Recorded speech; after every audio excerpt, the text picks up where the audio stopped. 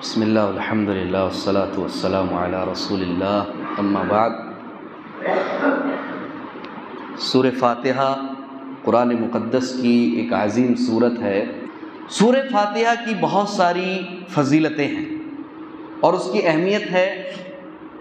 میں چند چیزوں کو آپ کے سامنے گناتا ہوں۔ پہلی چیز، سورہ فاتحہ یہ قرآن مقدس کی سب سے عظیم سورت ہے۔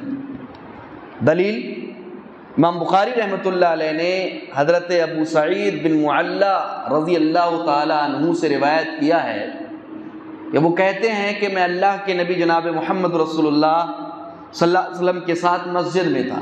آپ صلی اللہ علیہ وسلم نے فرمایا لَأُعَلِّمَنَّكَ أَعْظَمَ سُورَةٍ فِي الْقُرْآنِ، اے ابو سعید میں تمہیں قرآن مقدس کی سب سے عظیم سورت سکھا رہا ہوں۔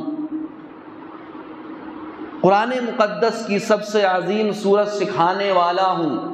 اس سے پہلے کہ تم مسجد سے باہر نکلو، یعنی مسجد کے اندر ہی میں تمہیں قرآن مقدس کی سب سے بڑی سورت سکھانے والا ہوں۔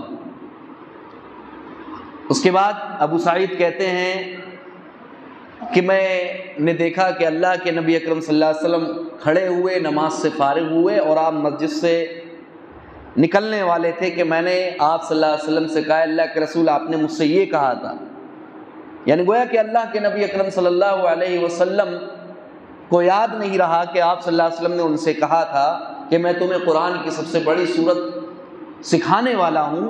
تو ابو سعید بن معلّہ رضی اللہ تعالی عنہ نے نبی اکرم صلی اللہ علیہ وسلم کو یاد دلایا۔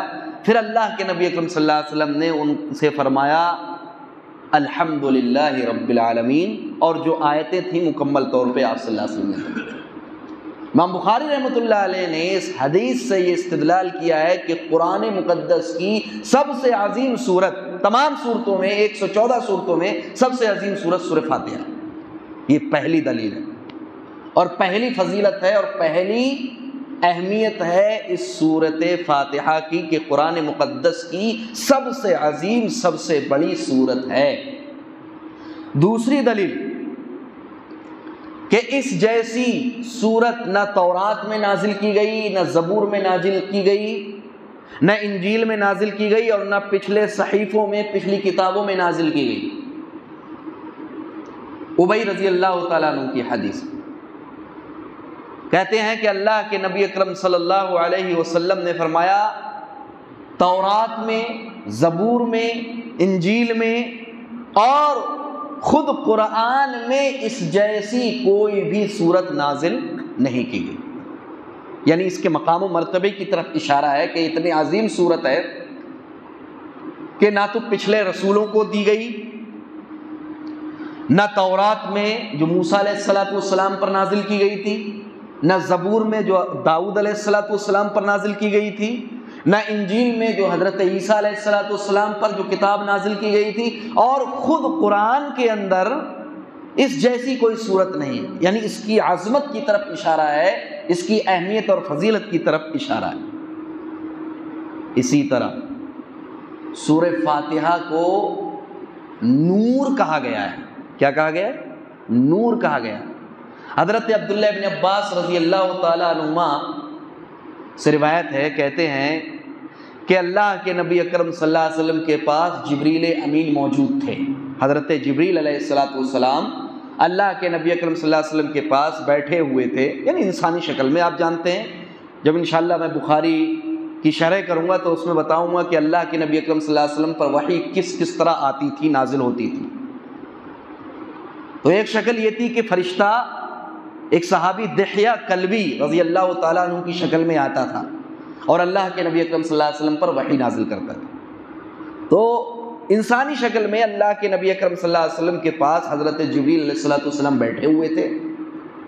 اس کے بعد اچانک آپ صلی اللہ علیہ وسلم نے آسمان سے ایک آواز کو سنا، تو اللہ کے نبی اکرم صلی اللہ علیہ وسلم نے اپنے سر کو آسمان کی طرف بلند کیا، اٹھایا۔ حضرت جبریل علیہ السلام نے کہا کہ اے اللہ کے نبی اکرم صلی اللہ علیہ وسلم، آج سے پہلے اس دروازے کو نہیں کھولا گیا جو آسمان میں آج پہلی بار کھولا گیا ہے۔ اسی طرح آج آسمان سے زمین کی طرف جو فرشتہ نازل ہوا ہے وہ اس سے پہلے کبھی نازل نہیں ہوا تھا۔ پھر وہ فرشتہ اللہ کے نبی اکرم صلی اللہ علیہ وسلم کے پاس آیا، اس نے سلام عرض کیا، نبی اکرم صلی اللہ علیہ وسلم پر سلام کیا اور کہا ابشر بنورین، اے اللہ کے نبی اکرم صلی اللہ علیہ وسلم آپ خوش ہو جائیے ان دو نوروں کو لے کر کے جو آپ سے پہلے کسی نبی کو نہیں دیے گئے۔ یعنی اشارہ ہے نبی صلی اللہ علیہ وسلم کی فضیلت عظمت کی طرف، اور اشارہ ہے ان دو نوروں کی عظمت اور فضیلت کی طرف۔ کیا فرمایا اس کے بعد؟ یہ دو نور کیا ہیں؟ کہا فاتحۃ الکتاب و خواتیم سورۃ البقرہ۔ پہلا نور سورہ فاتحہ ہے اور دوسرا نور سورہ بقرہ کی آخری آیتیں ہیں، جس کو ہم پڑھتے ہیں آمن الرسول بما انزل۔ تو یہ نور ہیں۔ نور کا مطلب ہے روشنی کے۔ انسان جب ان کو پڑھتا ہے، اپنی زبان کے ذریعہ سے ان کی تلاوت کرتا ہے، تو اس کا دل نورانی رہتا ہے، اس کی زبان نورانی رہتی ہے، اس کا جسم، اس کا بدن نورانی رہتا ہے۔ اسی لیے خاص طور پر سورہ فاتحہ اور سورہ بقرہ کی آخری جو آیتیں ہیں ان کو لازمی طور پہ ہمیں پڑھنا چاہیے ڈیلی، روزانہ، کیونکہ یہ نور ہے۔ تو ان کو نور کہا گیا ہے، یہ بھی ان کی اہمیت اور فضیلت کی طرف اشارہ ہے۔ اس کے علاوہ سورہ فاتحہ کے تعلق سے اور بھی فضیلتیں موجود ہیں۔ ایک فضیلت ہے کہ اس کے بغیر نماز نہیں ہے، سب سے بڑی دلیل ہے۔ بخاری کی روایت ہے، عبادہ بن صامت رضی اللہ تعالیٰ عنہ سے روایت ہے، کہتے ہیں کہ لا صلاۃ لمن لم یقرأ بفاتحۃ الکتاب، اس شخص کی نماز ہی نہیں جس نے سورہ فاتحہ کو نہیں پڑھا۔ یہ بھی اس کی اہمیت اور فضیلت کی طرف اشارہ ہے۔ اس کے علاوہ اور بھی فضیلتیں ہیں، کل کے درس میں انشاءاللہ العزیز میں اس کو آپ کے سامنے رکھوں گا، بیان کروں گا۔